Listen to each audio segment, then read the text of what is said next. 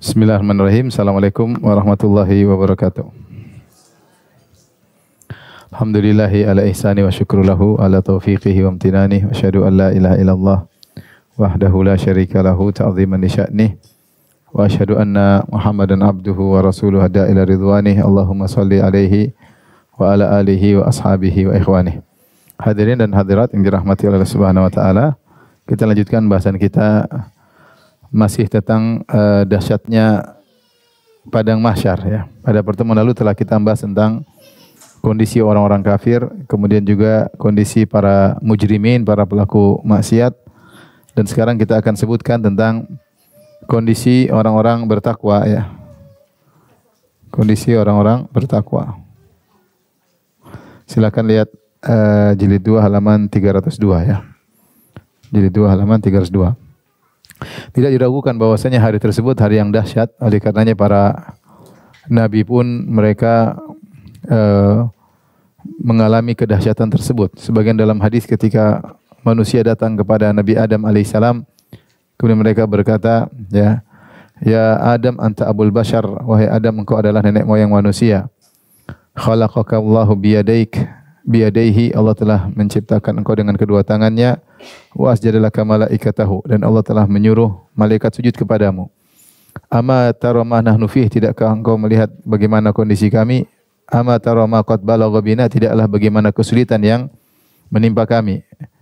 Isfa' lana inda rabbik, berilah syafaat bagi kami di sisi Allah Subhanahu wa taala. Maka Nabi Adam berkata, inna rabbi qad ghadiba al-yawma ghadaban lam yaghdab qablahu mithlahu walam yaghdab ba'dahu mislahu. Sungguhnya Rabbku sedang murka pada hari ini dengan kemurkaan yang tidak pernah sebelumnya murka seperti ini dan tidak akan murka setelahnya seperti ini.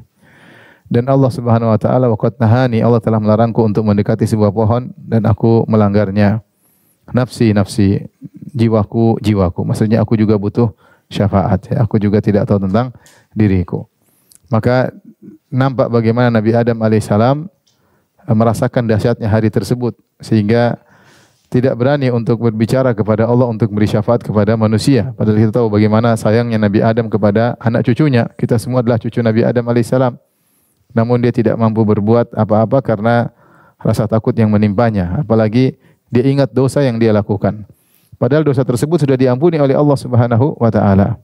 Ya, dosa tersebut sudah diampuni dan Allah telah mengatakan Allah telah menerima taubat Nabi Adam, fataba alaihi, Allah terima taubatnya. Namun kesalahan yang pernah dia lakukan tadi membuat dia tidak berani untuk berbicara kepada Allah tentang syafaat.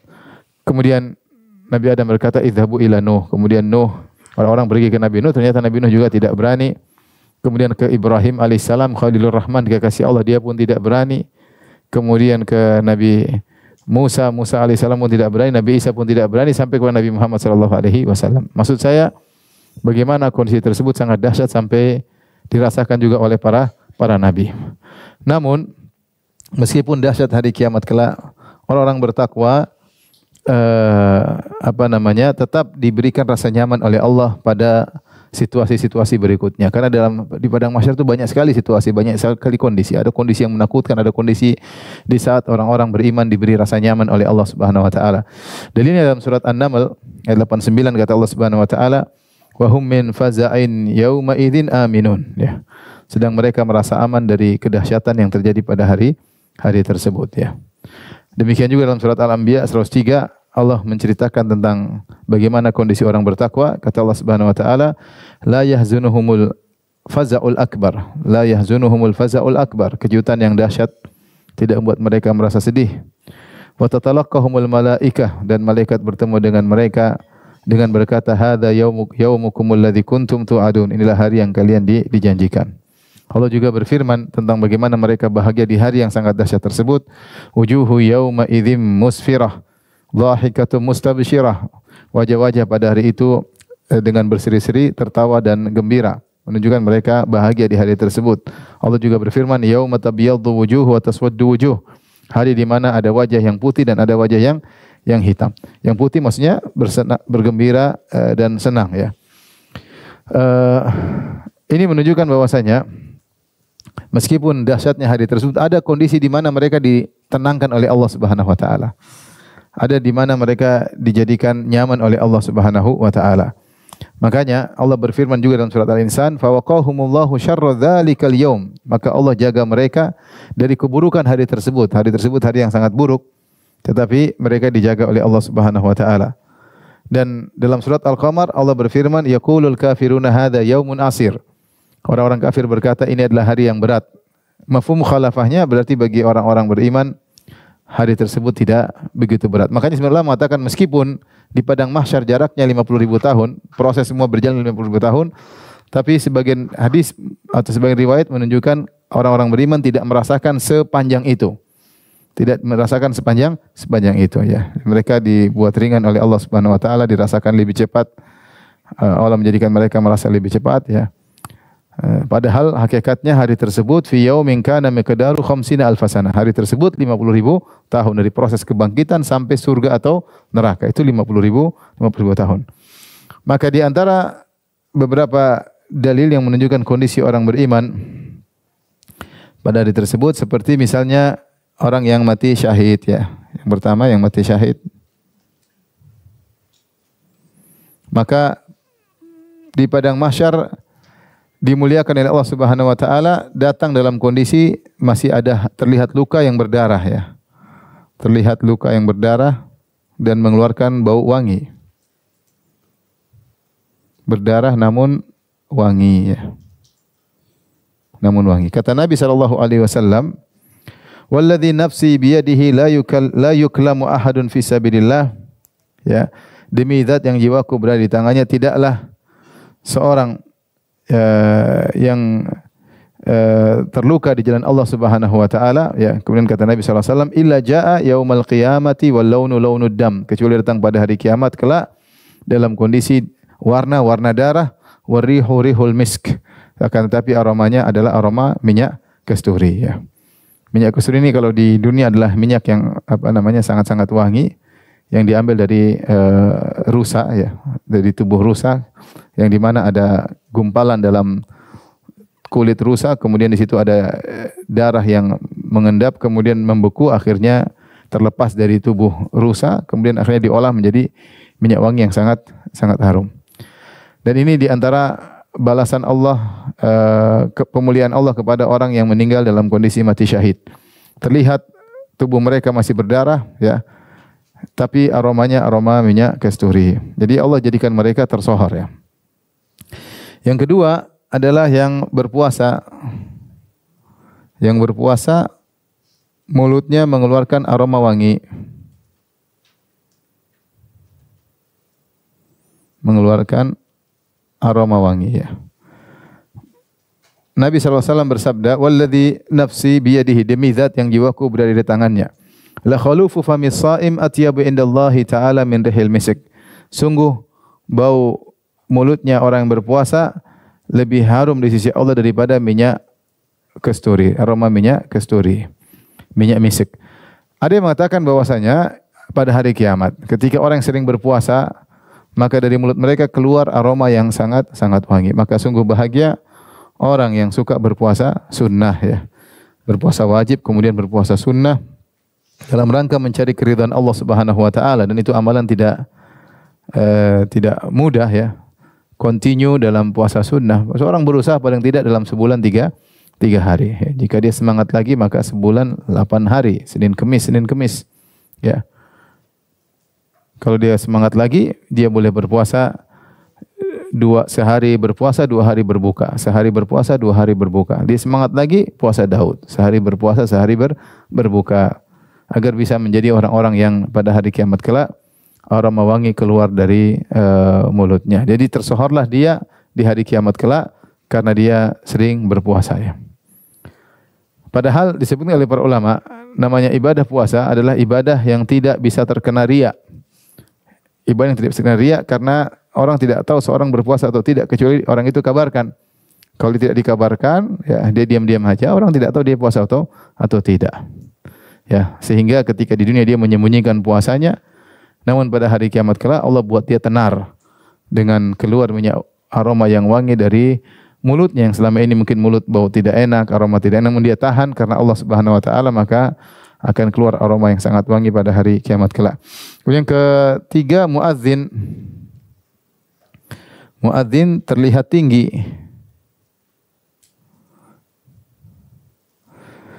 Kata Nabi SAW, al-muadzinuna atwalun nasi a'naqan yaumal qiyamah. Para tukang azan, maka mereka lehernya yang paling tinggi pada hari kiamat kelak. Jadi di jauh sudah kelihatan. Kenapa selama ini mereka memanjangkan leher mereka, itu menaikkan leher mereka untuk meninggikan Allah Subhanahu wa taala, meninggikan kalimat-kalimat Allah Subhanahu wa taala, al-jazaa' min jinsil amal, balas sesuai dengan perbuatan. Maka pada hari tersebut mereka dimuliakan dengan ditinggikan leher mereka sehingga terkenal, tersohor di padang mahsyar pada hari tersebut dengan amal soleh mereka, yaitu mengumandangkan azan. Dari situ makanya ada khilaf di kalangan para ulama, mana lebih afdal, muadzin atau imam?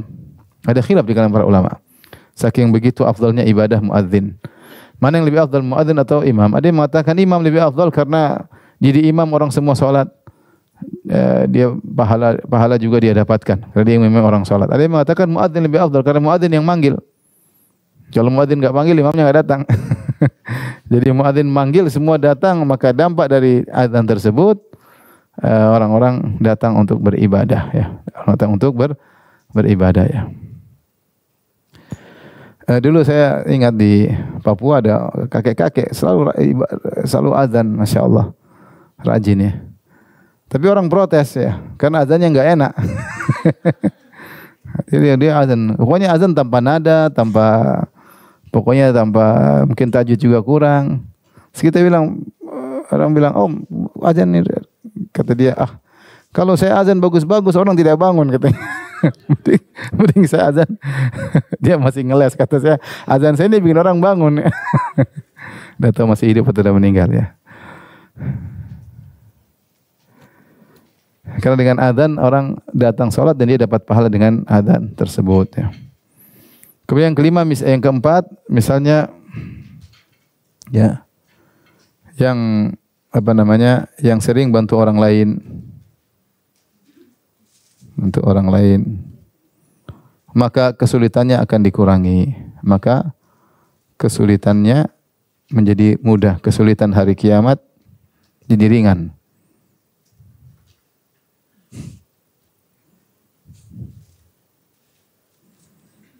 Menjadi ringan ya.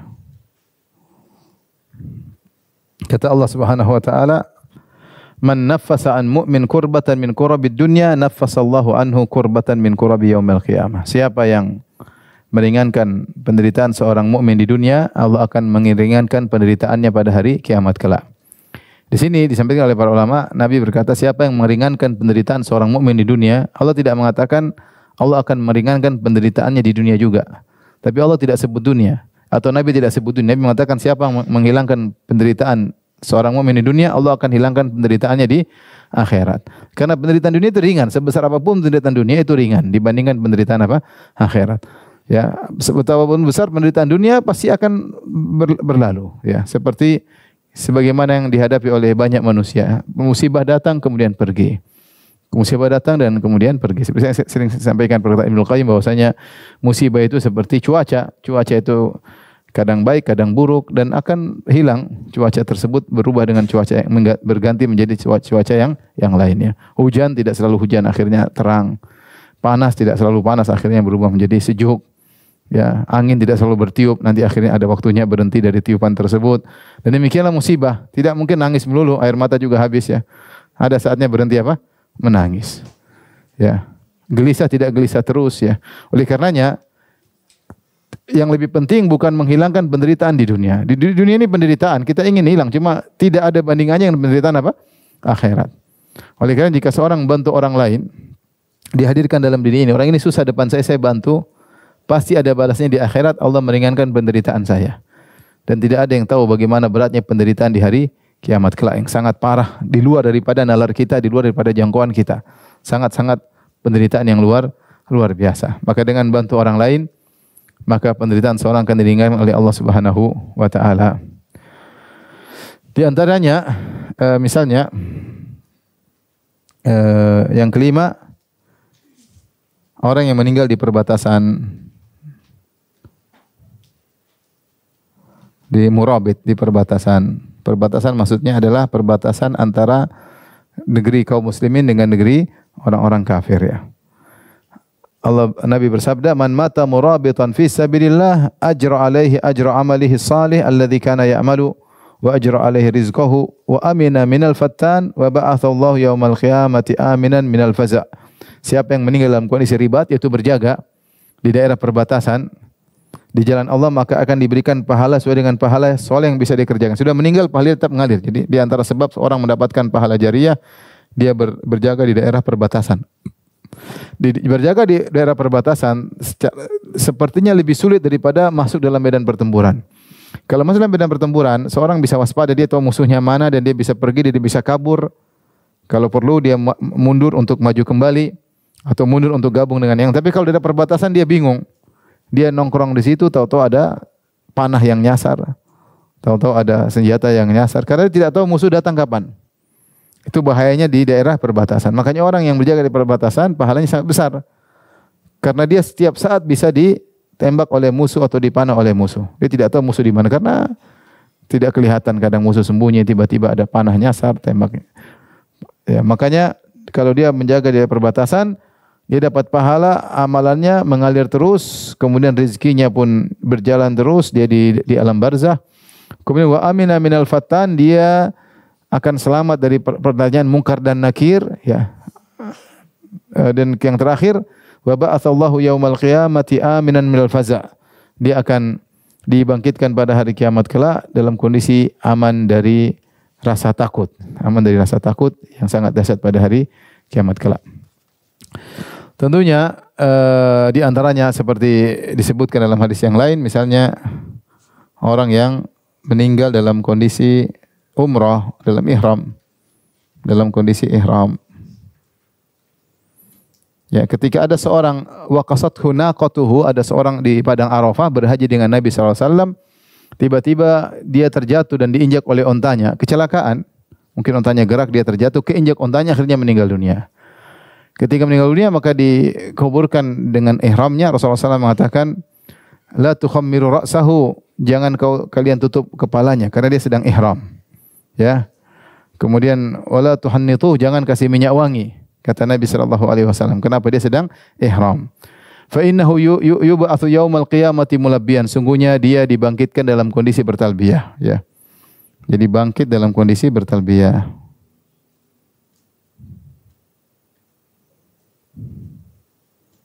Maka ini adalah bentuk pemulihan Allah terhadap orang yang meninggal dalam kondisi berihram. Ini sekedar contoh atau sampel dari kondisi orang bertakwa. Intinya orang bertakwa pada hari kiamat kelak akan dimuliakan oleh Allah, dibangkitkan dalam kondisi mulia. Jadilah mereka tersohor di kalangan seluruh manusia jagat raya ketika itu karena amal soleh yang mereka lakukan. Ya. Karena amal soleh yang mereka lakukan di dunia. Maka seorang berusaha ya bertakwa kepada Allah Subhanahu wa taala. Perkataan indah dari Ibnu Katsir rahimahullahu taala, beliau berkata, sungguhnya Allah Subhanahu wa taala Al-Karim wa qad ajra adatahu, bahwasanya Allah telah menjalankan sunan al-kauniyah, tradisi Allah atau sunnah-sunnah Allah Subhanahu wa taala.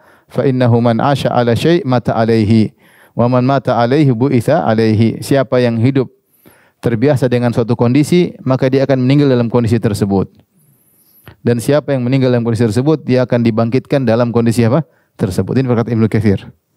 Dia mengatakan sunatullah telah berlaku. Man 'asha 'ala syai' mata 'alaihi. Siapa yang meninggal dalam kebiasaannya melakukan suatu siapa yang hidup dalam suatu kebiasaan tertentu, dia akan meninggal dalam kebiasaan tersebut. Wa man mata 'ala syai', dan siapa meninggal dalam suatu kondisi tertentu, bu'itsa 'alaihi, maka dia dibangkitkan di atas kebiasaannya tersebut. Maka berusaha seorang biasakan dirinya dalam ketaatan, Betapa banyak orang yang sering sholat akhirnya meninggal dalam kondisi apa? Sholat. Betapa banyak yang sering puasa meninggal dalam kondisi sedang berpuasa. Ya. Dan demikian. Ya. Saya sering baca Quran meninggal dalam kondisi baca Quran. Betapa banyak orang yang hobinya tertentu meninggal dalam kondisi tersebut. Ya. Hobinya nonton, meninggal lagi nonton. Hobinya maksiat, minum khamar, lagi berjudi meninggal, lagi berzina meninggal, banyak. Ya.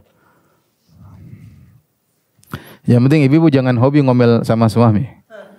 Khawatir meninggal lagi ngomel apa?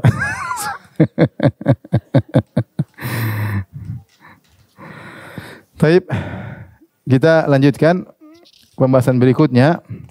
Di antara contoh-contoh orang bertakwa adalah 7 golongan yang Allah naungi pada hari kiamat kelak. Ini tentunya dan lain-lain ya. Ini maksudnya dan lain-lain, masih banyak ya. Cuma kaidah tadi mengatakan man asya ala syai' mata alaihi wa man mata alaihi wa bu'itsa alaihi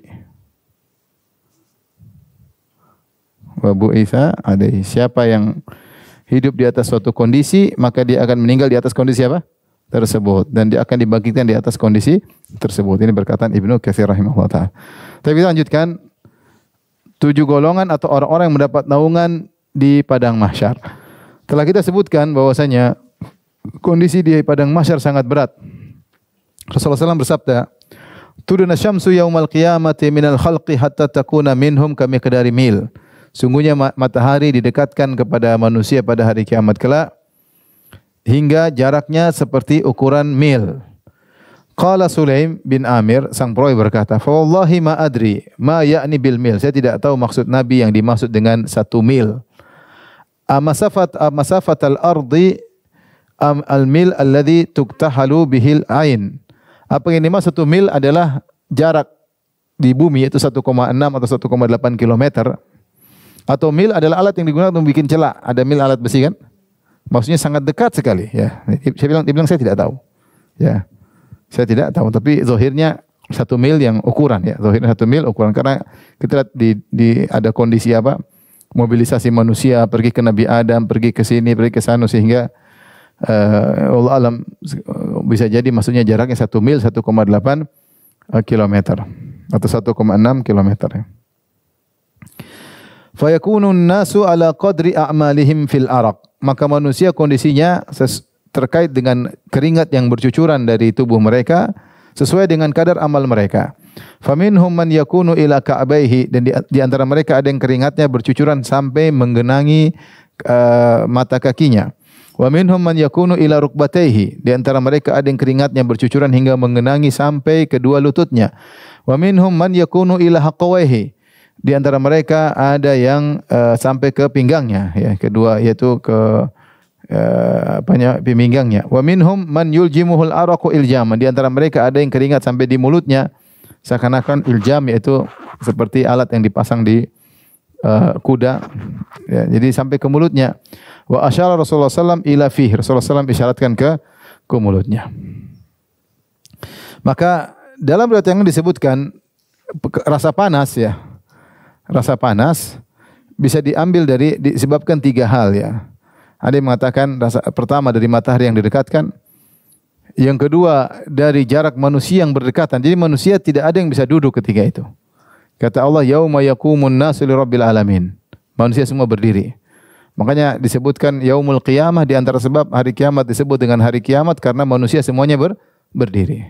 Enggak ada yang bisa duduk, istirahat, apalagi semuanya berdiri. Jadi kondisi sangat padat sampai manusia sangat padat, tidak ada tempat bagi mereka untuk berbaring atau berduduk sehingga mereka rapat. Ketika rapat maka keringat tersebut membuat cuaca semakin panas. Yang ketiga ada yang mengatakan semakin bertambah panas ketika ternyata neraka dihadirkan sehingga dilihat oleh manusia. Berarti neraka didekatkan ketika dihadirkan, waji'a yauma idzin bi jahannam. Maka pada tersebut neraka dihadirkan.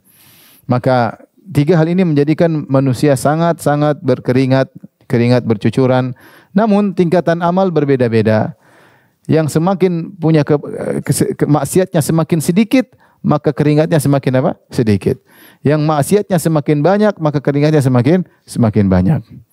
Namun di tengah-tengah kondisi yang sangat berat tersebut ternyata ada 7 golongan yang Allah naungi pada hari kiamat kelak ya.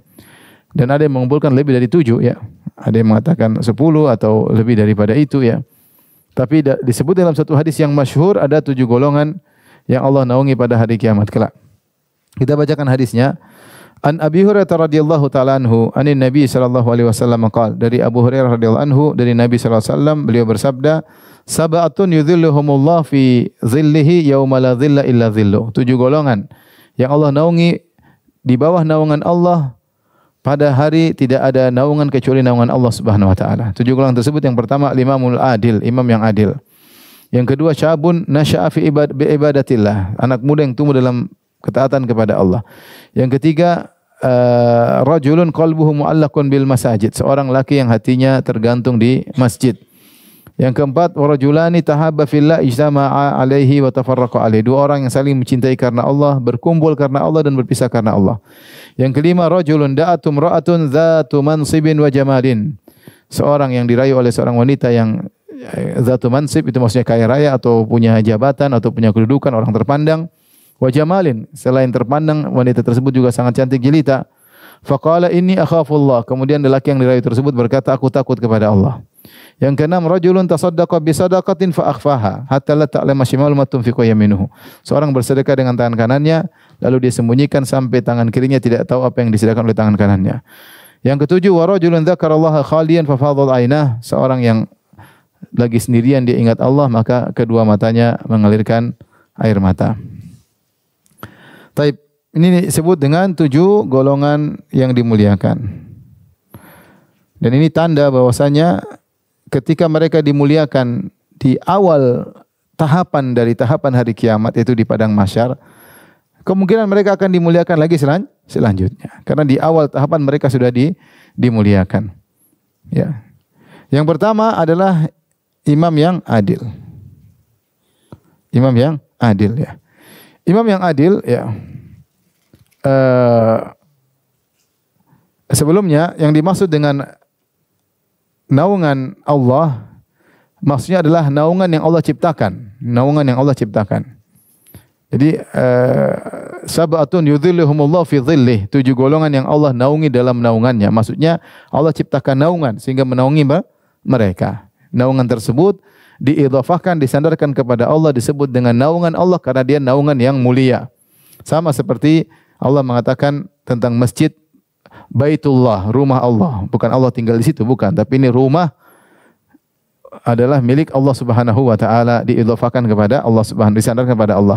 Seperti ontanya Nabi Saleh disebut dengan naqatullah, ontanya Nabi Saleh ya. Jadi dia onta tapi sandar kepada Allah supaya ini onta mulia. Seperti utusan Rasulullah, utusan Allah, utusan sendiri Allah, maksudnya utusan yang dikirim oleh siapa?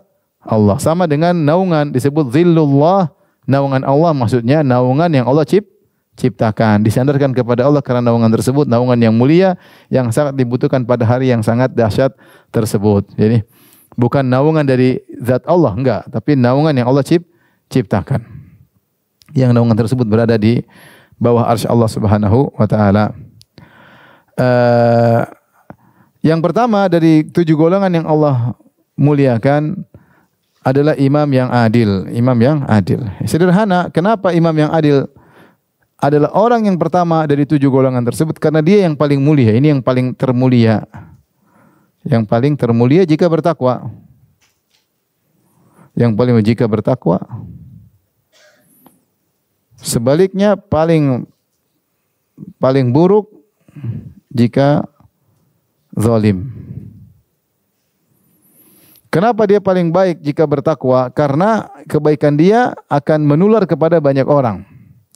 Bayangkan seorang penguasa atau pemimpin, di bawahnya ada 1 juta orang. Terus dia mengeluarkan suatu ketetapan yang baik dan akhirnya 1 juta orang tersebut merasakan kebahagiaan atau manfaat dari kebaikan pemimpin tersebut. Bagaimana kalau pemimpin tersebut ternyata memiliki bawahan rakyat sebanyak 20 juta orang? Bagaimana kalau 100 juta orang? Bagaimana kalau lebih daripada itu? Setiap keputusannya, setiap kebijakan yang dia ambil adalah yang terbaik dia usahakan, maka dampaknya akan mengenai rakyatnya yang begitu banyak.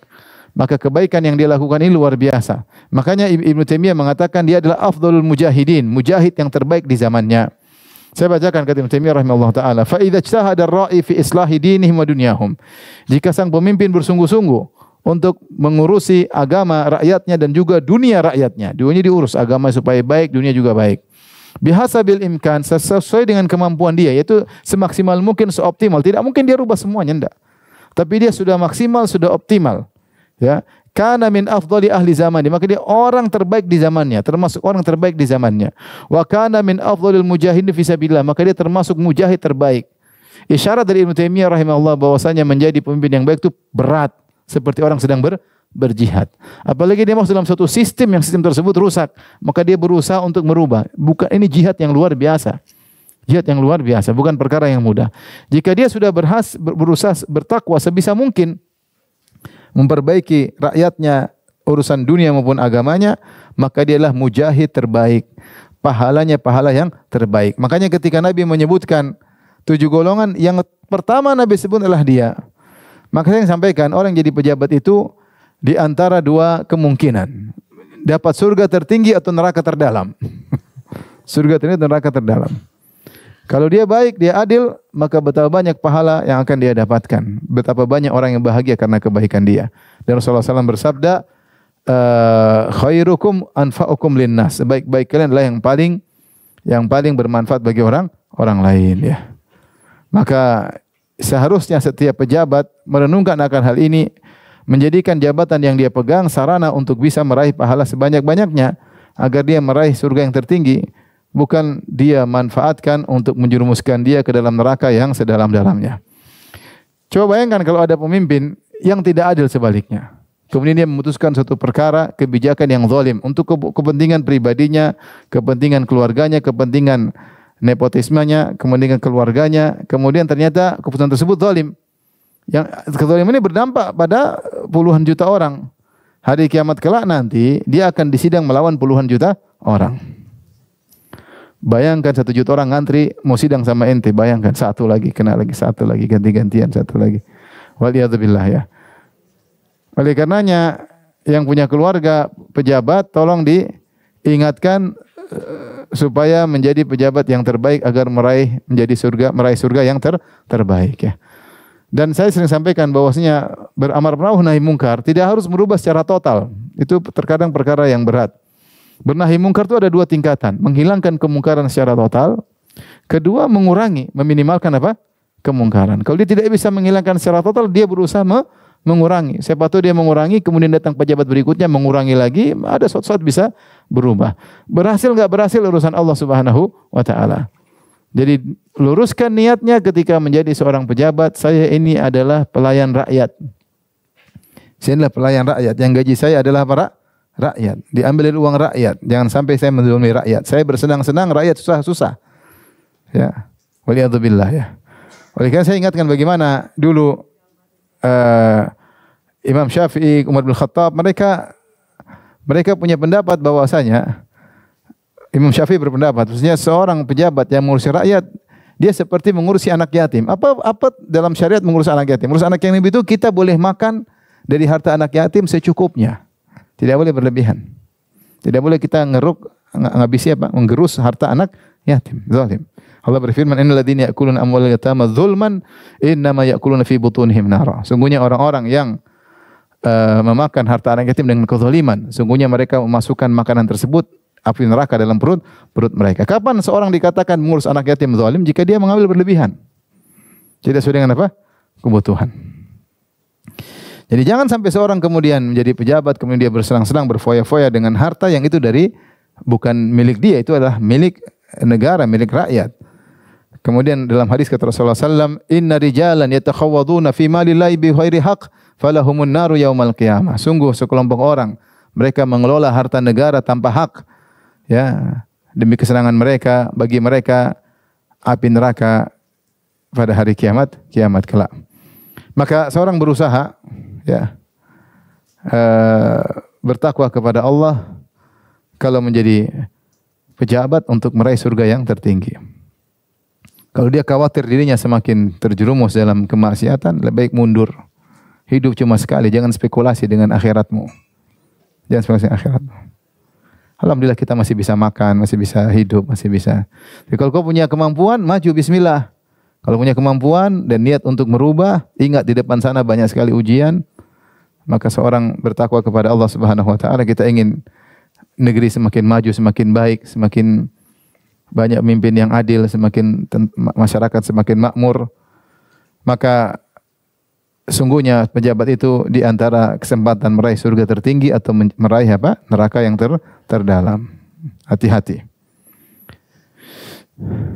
Makanya tadi saya katakan Ibnu Taimiyah mengatakan afdhalul mujahidin. Orang yang jadi pemimpin adil itu mujahid terbaik ya, di zamannya. Ya, karena berat, tidak mudah ya, tidak mudah. Godaan begitu banyak ya. Tapi kalau dia bisa berjuang, masya Allah. Dan bukan berarti jadi mujahid terbaik disebutkan oleh Ibnu Hajar. Bukan jadi pemimpin ini bukan harus jadi kepala negara, enggak harus kepala negara. Kamu bahkan dalam level misalnya RT, RW, apa namanya, camat, lurah, ya itu sudah dikatakan pemimpin. Maka berjuanglah semaksimalmu di kedudukanmu. Tidak harus jadi pemimpin tertinggi. Tidak harus. Ya, tentu semakin banyak anak buah, semakin banyak bawahan, tanggung jawab semakin besar. Tetapi kapan seorang menduduki jabatan meskipun jabatan yang apa namanya rendah, maka dia harus berusaha ya semaksimal mungkin. Ada kawan, subhanallah, dia jadi RT. Jadi RT, kemudian ada orang minta surat miskin. Mungkin untuk daftar untuk apa, untuk dapat. Akhirnya teman saya itu bikin, bukan teman saya kenal sih dia bikin. Menyatakan RT ini menyatakan bahwasanya ini adalah miskin. Silakan digunakan untuk keperluan. Akhirnya orang yang minta surat miskin dikasih duit. Pak, ini terima kasih. Kata teman saya, kamu udah miskin mau nyogok saya lagi. Kalau nyogok berarti nggak miskin. Ya, itu habis biasanya begitu Pak. Ya, sudah. Akhirnya orang itu pergi. Tidak lama kemudian, kawan ini ditelepon sama Pak RW. Bilang, kamu RT jangan rubah kebiasaan kami ya. Jangan rubah tradisi apa? Kami. Kalau orang kasih terima, jangan ditolak. Jadi merubah tradisi yang ada. Saya bilang subhanallah, masih tingkatan kecil aja sudah kurang ajar. Gimana kalau besar? Hati-hati jadi pejabat. Ini uang rakyat, orang bayar pajak, orang kerja, orang ini. Di mana berhadapan dengan Allah kemudian berfoya-foya misalnya, ya. Kemudian kerja bukan mikir rakyat tapi mikir perut sendiri, mikir keluarga sendiri. Maka siapa yang diberi nikmat oleh Allah untuk menjadi pejabat, bertakwa kepada Allah untuk meraih surga yang tertinggi, kesempatan. Tidak ada kata terlambat, ya, berusaha. Ya, berusaha, hidup cuma sekali. Jangan spekulasi dengan apa? Akhiratmu. Tapi yang kedua,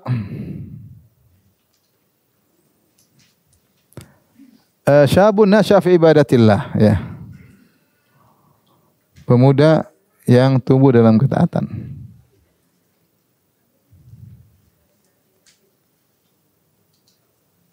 Ini juga adalah luar biasa, pemuda yang tumbuh dalam ketaatan. Kenapa dia spesial? Karena kebanyakan anak muda tidak taat. Banyak anak muda maunya apa? Coba-coba. Maunya main-main, apalagi jalan-jalan, apalagi coba-coba maksiat maksudnya. Cobalah, namanya anak muda, mumpung masih muda. Ya, jadi anak muda ini sukanya karena merasa masih muda, dia jalan sana ngabisin waktu, tidak taat kepada Allah Subhanahu wa taala, nyoba ini, yang haram ini, yang coba-coba semua. Tetapi pemuda satu ini tidak. Dia sejak muda bertakwa kepada Allah Subhanahu wa taala. Dia meninggalkan kesenangan anak muda pada umumnya untuk bertakwa kepada Allah Subhanahu wa taala. Dan dia tahu bahwasanya masa muda adalah masa yang sangat produktif. Seorang kalau di masa muda dia produktif, maka akan lihat hasilnya, dampaknya di kemudian hari. Ketika anak muda sedang sibuk menghabiskan umur untuk jalan sana jalan kemari, dia tidak. Dia belajar Al-Quran, dia ngaji, bertakwa kepada Allah, berusaha memahami agama dengan baik. Dia sibuk berbakti kepada orang tua. Kadang dia ngurus adik-adiknya, sementara yang lain sedang sana, jalan sini, jalan sana, foya-foya. Ya, dia tidak ya. Ini luar biasa ya. Maka dia lain daripada yang lainnya. Makanya saya bilang ada anak muda zaman sekarang, masya Allah bertakwa kepada Allah, kerja menjadi, orang bilang apa? Generasi sandwich ya. Dipencet atas, dipencet apa? Bawah. Lama-lama jadi burger. Dia bertakwa kepada Allah, dia mikir keluarganya. Luar biasa anak muda seperti ini. Anak muda dari umur berapa sampai berapa? Dari dewasa sampai umur 40. Di atas 40 sudah mulai tua, di atas 50 kakek-kakek dan nenek-nenek, nenek-nenek ya. Ya, tapi kita masih dianggap muda bagi yang tua-tua.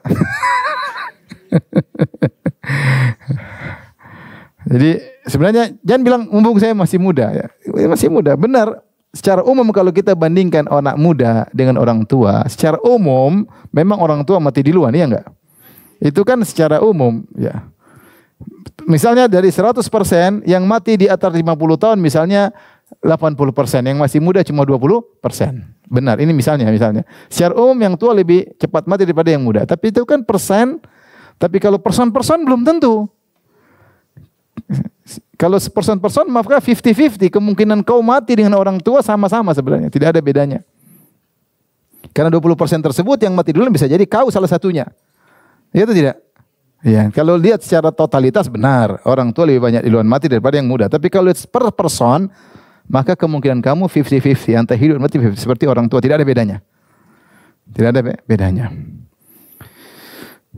Ini karenanya kita sekarang sedih dengan anak-anak muda zaman sekarang kalau tidak dikasih arahan tontonannya YouTube, juga di sana banyak tontonan yang contoh anak-anak muda yang dengan kehidupan glamor, dengan hidup foya-foya, dengan hidup sehingga lihat banyak anak-anak muda yang masuk dalam pinjam online, ya enggak? Pinjam online. Judi online juga banyak anak muda. Lihat contohnya di YouTube cepat kaya, dia bikin gimana supaya bisa kaya cepat.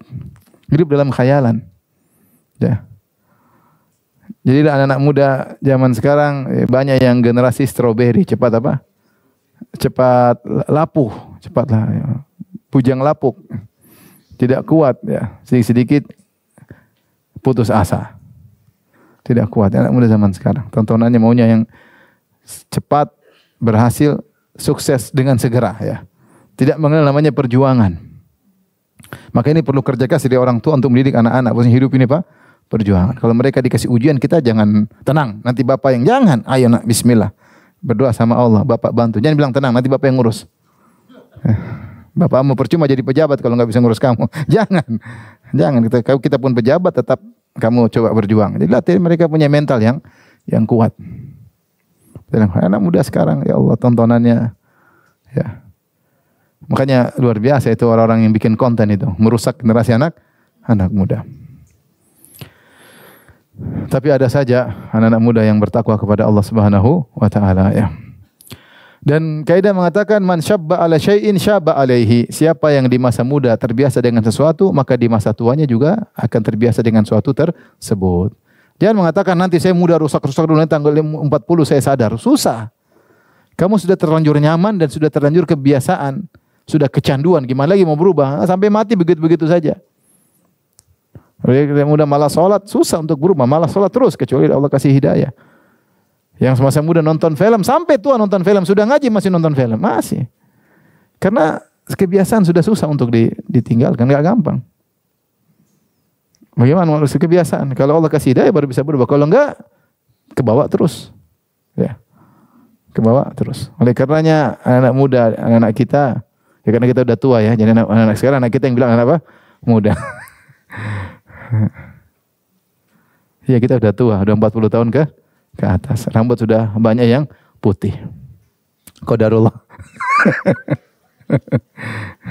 Semangat muda tapi tubuh tidak bisa apa? Tidak bisa mengikuti ya, karena kita semakin lemah. Tapi yang berikutnya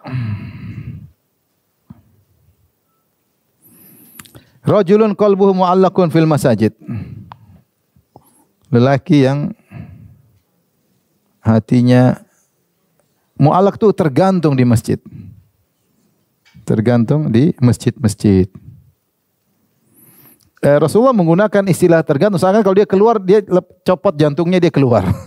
Makanya dia ingin balik melulu. Ini menunjukkan dia selalu gembira untuk pergi ke masjid. Rindu. Karena dia tahu ketika dia ke masjid, dia dekat dengan Allah, dia bercurhat kepada Allah Subhanahu wa taala. Dia melepaskan beban kehidupan dalam salatnya. Makanya Rasulullah SAW berkata, "Ya Bilal, arihna bis salat." Wahai Bilal, istirahatkanlah kami dengan apa? Salat. Ya, ini lelaki seperti ini jarang ya. Banyak di antara kita kalau ke masjid hanya sekedar ini wajib. Seandainya tidak wajib, saya ingin salat di rumah. Makanya kalau hujan bahagia, alhamdulillah hujan. ada uzur salat di mana? Di rumah. Tapi yang semangat untuk ke masjid dari hati yang dalam, dia merasa kenyamanan, ini tidak banyak ya. Tidak banyak ya. Maka seorang berusaha menjadikan salatnya sebagai nikmat yang dia rasakan, bukan sebagai beban. Sebagaimana Nabi berkata kepada Bilal, "Ya Bilal, arihna bis salat." Wahai Bilal, istirahatkan kami dengan salat. Kata Nabi sallallahu alaihi wasallam, "Ju'ilat qurratu aini fis salat." Allah menjadikan kebahagiaanku dalam salat. Maka di antara yang mudah agar kita bisa melatih diri dengan salat malam. Salat malam yang kita nikmati. Yang kita nikmati, kita baca seenak kita, senyaman kita. Kita salat sendirian, mau panjang mau pendek, kita yang nyamannya senyamannya kita. Jadi kita merasakan bahwa salat itu suatu kebahagiaan, kenikmatan, suatu kebutuhan. Ya. Kalau sudah terbiasa kita kalau ke masjid nanti demikian ya. Maka ini bukan hal yang dibuat-buat, inilah benar panggilan hati seorang memang rindu ke masjid. Maka lelaki yang seperti ini, maka dia akan dinaungi oleh Allah pada hari kiamat kelak.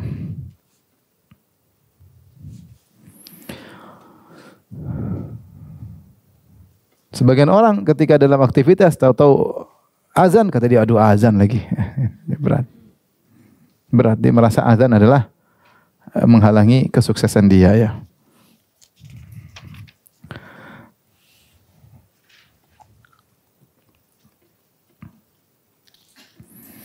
Keempat, dua orang, rajulani tahabba fillah ijtama'a alaihi wa tafarraqa alaihi. Dua orang yang bersahabat karena Allah.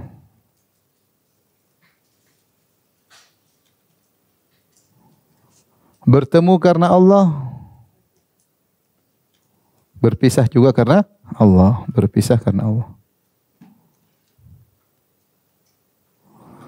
Yang dimaksud bertemu karena Allah, yaitu persahabatannya karena akhirat, bukan duniawi. Bukan duniawi. Kalau persahabatan karena duniawi banyak. Sama-sama hobi bola, kita main bola. Boleh, duniawi. Sama-sama pedagang baju misalnya bersahabat, ya sama-sama, berarti karena duniawi ya.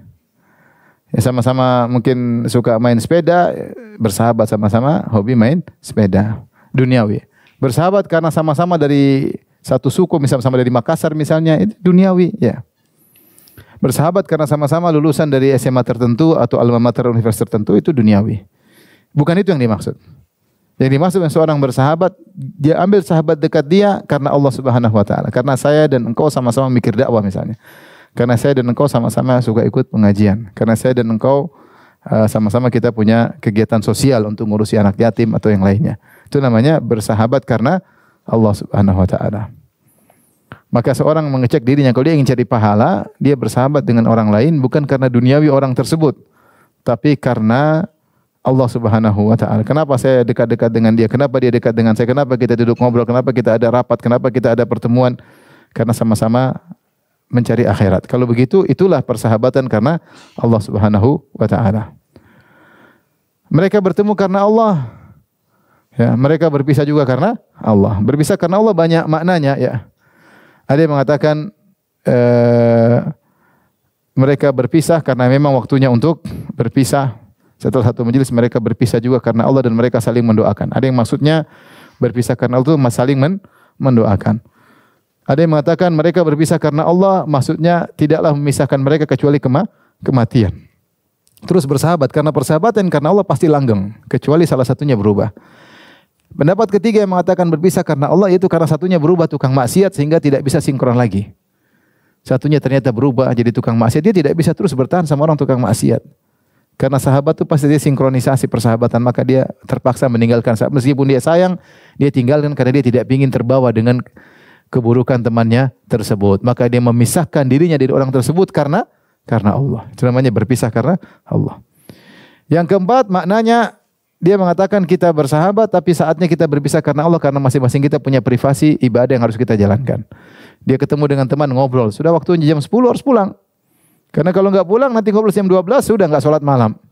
Ya, nah, kita harus berpisah. Kita pun berpisah karena Allah, karena kau harus mengaji, saya pun harus mengaji. Saya punya kegiatan harus ngurusin anak istri, kau juga punya kegiatan harus ngurus anak istri ya. Namanya persahabatan tidak boleh melebihi kadar batas sehingga kumpul terus akhirnya istri jadi korban, anak jadi korban. Sebagian orang begitu, sahabat dengan temannya pagi, siang, sore ketemu melulu ya. Akhirnya istrinya tidak pernah diajak ngobrol, anak-anak tidak diperhatikan ya. Sama-sama hobi sesuatu, hobi terus berlebihan. Ini tidak benar. Jadi di antara konsekuensi persahabatan sama Allah, kita harus berpisah. Karena kau harus baca Quran, saya juga harus baca Quran. Kau harus salat malam, saya juga berusaha salat malam. Kau harus berbakti sama orang tua, sih berbakti sama orang. Kalau kita ngumpul terus, kapan berbakti sama orang tua? Kapan mengurusi anak-anak, kapan mengurusi istri ya. Tapi intinya ini di antara salah satu kata para ulama bonus dari 7 golongan ini bonus. Maksudnya ini ibadah yang nyaman, ketemu teman, ngobrol tapi dapat pahala. Bersahabat karena Allah ini ibadah kebahagiaan. Bahagia enggak punya teman karena Allah? Bahagia. Kita jalan sama dia, omongan juga terarah, kita bisa saling menasihati, nyaman ya. Tapi dapat pahala.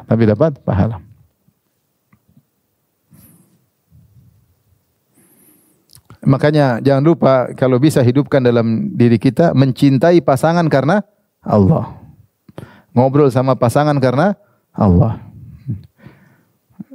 Tapi berikutnya yang kelima, rajulun da'atum ra'atun dzatu mansibin wa jamal faqala inni akhafullah. Lelaki dirayu wanita cantik.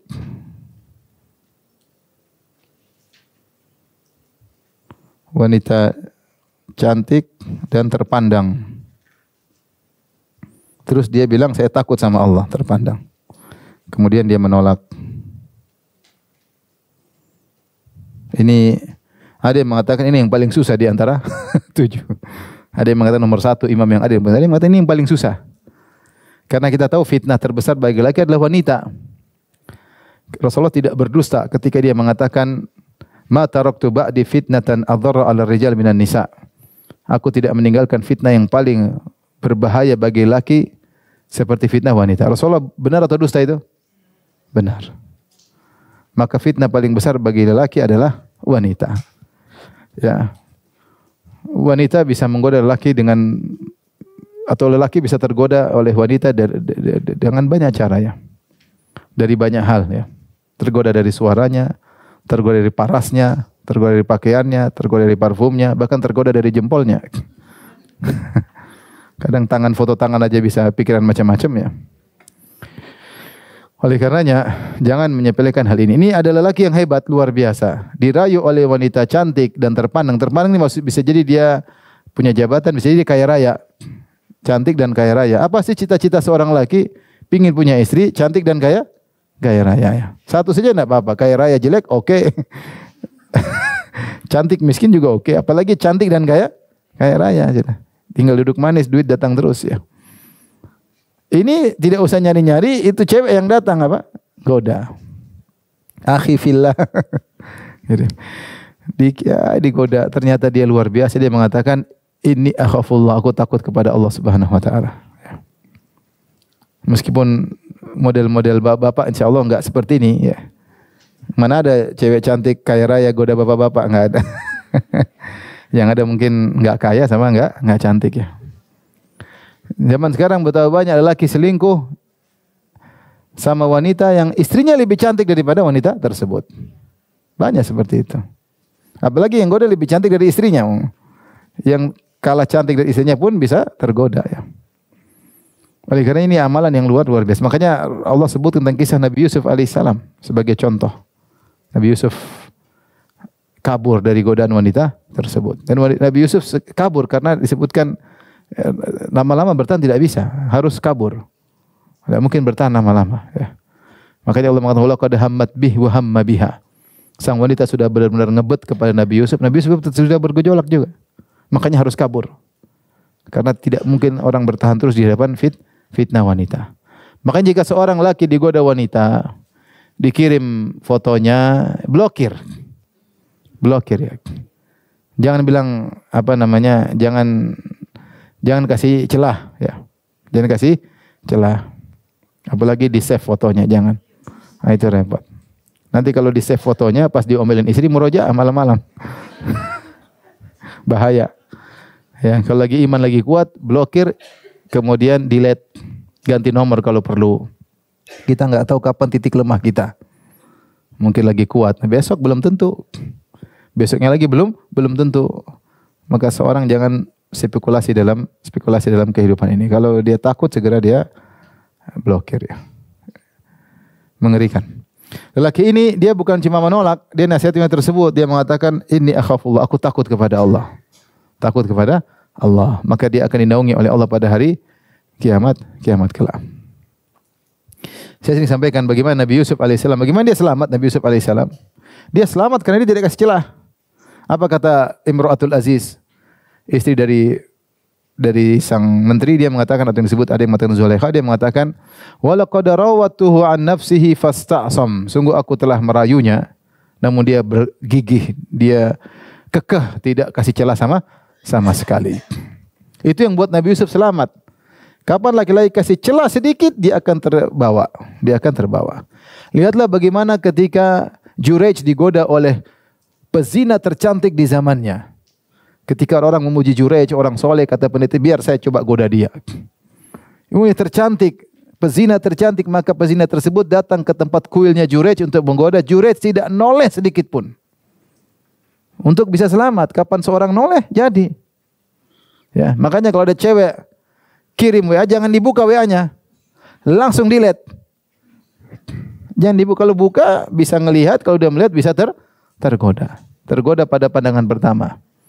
Jatuh dalam dekapan setan pada pandangan pertama. Maka jangan coba-coba.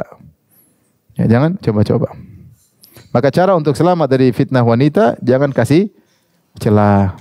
Jangan kasih celah. Dan ini saya bicara bukan main-main. Betapa banyak orang yang gugur ketika digoda dengan wanita. Waliyadzubillah. Ya, semoga Allah melindungi kita semuanya. Baik, yang berikutnya yang keenam, yang menyembunyikan sedekah.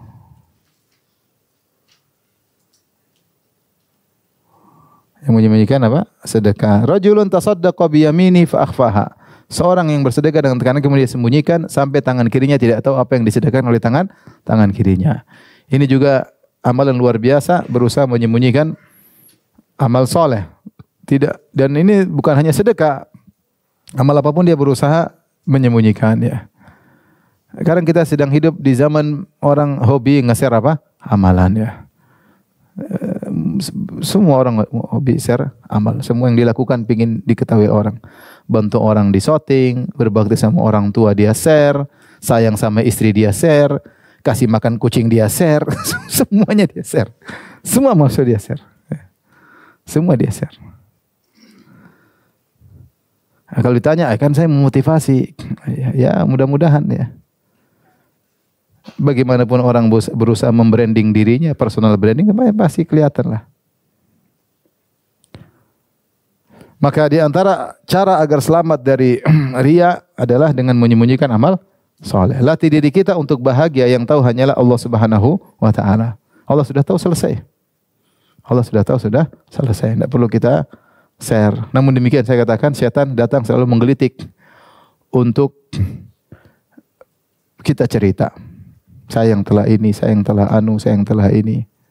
Ya, sebelum ente share, ente ini spekulasi enggak ini? Bisa enggak saya riya? Kalau enggak usah lah. Ngapain? Paling kalaupun kita ikhlas, pahala kita bisa berkurang dari pahala amalan tersembunyi menjadi pahala amalan yang terlihatkan. Itu pun kalau ikhlas. Kalau enggak ikhlas, hilang udah. Repot. Kenapa kita berani spekulasi amal soleh kita? Ente berbakti sama orang tua, sudah. Sembunyikan antara engkau dengan Allah Subhanahu wa Ta'ala. Anda berkorban ngurus anak, ya sudah. Jangan cerita, lihatlah pengalaman saya, lihat anak saya hasilnya, dia akhirnya riya. Seakan-akan gara-gara kamu, anak kamu hebat. Padahal yang kasih hidayah, yang bikin anakmu pintar Allah Subhanahu wa Ta'ala. Kenapa harus begitu ya? Ketika kau share anakmu pintar, maksudnya ingin kau dipuji kan? Coba tanya dari dirimu yang dalam. Kau nge-share anakmu hafal ini, coba tanya. Mungkin kau bilang untuk motivasi, oke lah, mudah-mudahan. Tapi coba kau tanya lagi dalam. Kau ingin menunjukkan saya orang tua yang sukses, saya orang tua yang sabar, saya orang tua yang... Kalau udah gitu selesai, itu namanya riya. Siapa yang bisa? Sangat tipis. Caranya gimana? Ya sudah, nggak usah dipublish, aman kan? Jadi kalau kau publish, bergejolak di situ hatimu. Ya. Oleh karenanya seorang berusaha menyembunyikan amal solehnya agar dia mendapat naungan pada hari kiamat kelak. Kalau setan pingin kita cerita, kita bilang dasar setan. Jangan cerita. Kau ingin pahalamu berkurang? Kau ingin ketika masuk alam barzakh pahalamu berkurang? Kau ingin masuk alam barzakh kemudian pahalamu menguap gara-gara kau cerita-cerita? Jangan cerita. Yang terakhir, rajulun dzakarallah khalian fafadat ayyunah. Ya. Ingat Allah sendirian, kemudian menangis.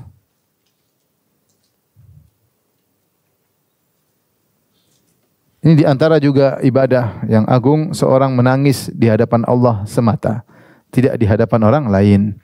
Karena nangis ternyata bisa ikhlas dan juga ternyata bisa riya. Ya. Seorang nangis-nangis supaya lihat orang, seorang menceritakan tangisannya, riya. Seorang tidak nangis tapi dia ambil tisu tusuk matanya jadi nangis. Jadi nangis pun ada yang nangis mau disoting kemudian lagi nangis nih, masya Allah. Dia makanya di sini disebut khalian, sendirian. Lagi sendirian dia menangis karena Allah Subhanahu wa taala. Bagaimana para salaf dahulu berusaha menyembunyikan tangisan mereka. Tapi kalau kelepasan ya tidak apa-apa. Biasa para salaf juga ada yang nangis tidak bisa ditahan. Akhirnya terlepas. Ya, terlepas. Tapi dia menangis karena Allah Subhanahu wa taala. Menangis karena takut kepada Allah. Menangis karena merenungkan dosa-dosanya. Menangis karena merenungkan keagungan Allah Subhanahu wa taala. Ini semua adalah ibadah kepada Allah Subhanahu wa taala. Sekali lagi, nangis sendirian karena Allah Subhanahu wa taala. Saya dulu kenal seorang cerita, jadi ada suatu majelis pengajian. Majelis itu nangis-nangis. Ternyata ada beberapa orang ditugaskan untuk tim nangis. Situ nangis, ini nangis, nangis. Ini nangis biar membuat suasana pas semua pada. Mereka bohong, nangis bohong. Nangis akhirnya bisa nangis. Orang drama kan bisa nangis kan. Jadi memang ada tim buat bikin apa? Nangis. Jadi suasana terharu. Ya. Saya nggak tahu itu. Jadi intinya nangis ada ibadah kepada Allah Subhanahu wa taala. Tapi ini di antara 7 yang disebutkan dalam satu hadis. Tapi di sana ada amalan-amalan lain lagi yang juga membuat seorang dinaung di bawah naungan Allah Subhanahu wa taala. Disebutkan dalam halaman 321 saya sebutkan situ, Ibnu Hajar menyebutkan bait syair wazid sab'atan idlala ghazin wa aunahu, dan tambah dari 7 tersebut ada lagi yang lain, yaitu di antaranya menaungi dan menolong orang yang sedang berjihad, dia kasih bantuan atau dia naungi keluarganya, ini juga naungi pada hari kiamat kelak. Wa in dhara dhi usrin, yaitu ada orang yang berikutnya yang ini dari 8 yang ke-9 adalah in dhara dhi usrin wa takhfifa himlihi. Yaitu kalau ada orang kita tagih utang sama dia, ternyata dia tidak mampu, kita bilang nanti lagi lah bulan depan. Dia belum mampu lagi, kita bilang setiap kita menunda jatuh temponya kita ulur-ulur karena dia tidak mampu, maka kita dapat pahala dan akan dinaungi oleh Allah pada hari kiamat kelak. Atau takhfifah himlihi, dia punya utang 100.000, kita bilang udah bayar aja 50.000. Ini juga membuat seorang dinaungi oleh Allah pada hari kiamat. Wa irfada dhi ghurmin, ya. Membantu orang yang memiliki hutang dengan membayarkan hutangnya, membayarkan orang punya hutang kita lunasi. Ini juga termasuk bisa dinaungi pada hari kiamat kelak. Wa auna mukatabin, mukatab itu budak yang ingin membayar pada bosnya, dia beli dirinya sendiri kepada bosnya. Bosnya jual berapa dirham, berapa dinar dia beli. Ternyata dia kesusahan. Kita bantu, ini zaman dulu ya, agar budak tersebut bisa merdeka dengan beli dirinya sendiri, maka juga dinaungi. Wa tajir sidqin fil maqali wa fi'lihi, dan pedagang yang jujur dalam perkataannya maupun perbuatannya, ya. Ini di antara ibadah-ibadah lain yang menjadikan seorang akan dinaungi oleh Allah pada hari kiamat kelak. Di antaranya juga lihat halaman 322. Seorang bersedekah, ya, kullu mri'in tahta dhilli shadaqatihi yaumal qiyamah hatta yufsal. Setiap orang bersedekah, maka sedekahnya akan menaunginya pada hari kiamat kelak. Semakin banyak sedekahnya, semakin luas apa? Naungannya. Maka orang jangan ragu-ragu, yang penting ikhlas. Yang penting ikhlas. Sedekah sama siapapun, semudahnya, sama tetangga, sama kawan, sama kerabat, untuk dakwah, apa sedekah akan datang hari kiamat menaungi kita di hari yang sangat mengerikan tersebut. Kemudian yang di antaranya juga adalah membaca surat Al-Baqarah dan surat Ali Imran. fa innahuma ya'tiyani yaumal qiyamati ghamamatani aw ghayayatani aw firqani, ya, akan datang dalam bentuk dua awan atau dua naungan yang akan menaungi orang yang baca Al-Quran pada hari kiamat kelak. Taib, demikian saja kajian kita, dan sebagian dari 7 golongan tersebut memang disebut dalam lafal laki-laki, namun tidak ada mafhum mukhalafahnya, perempuan juga bisa masuk dalam hadis tersebut. Pemimpin terkadang laki-laki, terkadang perempuan. Misalnya kepala sekolah, sekolah perempuan misalnya, atau seorang memiliki jabatan wanita, kalau dia jujur maka juga adil, masuk juga dalam hadis tersebut. 2 wanita yang saling berteman karena Allah, berpisah juga karena Allah, juga masuk dalam hal tersebut, ya. Ya, demikian juga misalnya sampai ada yang mengatakan seorang wanita meskipun tidak ke masjid tapi dia rindu untuk dengar azan dikumandangkan supaya dia bisa sholat pada waktunya. Mudah-mudahan juga termasuk dalam 7 golongan tersebut. Demikian juga wanita yang dirayu oleh lelaki yang kaya raya dan tampan, kemudian dia mengatakan saya takut kepada Allah Subhanahu wa taala, ya. Maka dia juga termasuk dalam hal tersebut. Demikian wanita yang bersedekah dia sembunyikan juga termasuk dalam hadis ini. Demikian juga wanita yang sendirian berzikir kepada Allah menangis, maka dia juga termasuk dalam golongan 7 ini. Wallahu a'lam bishawab.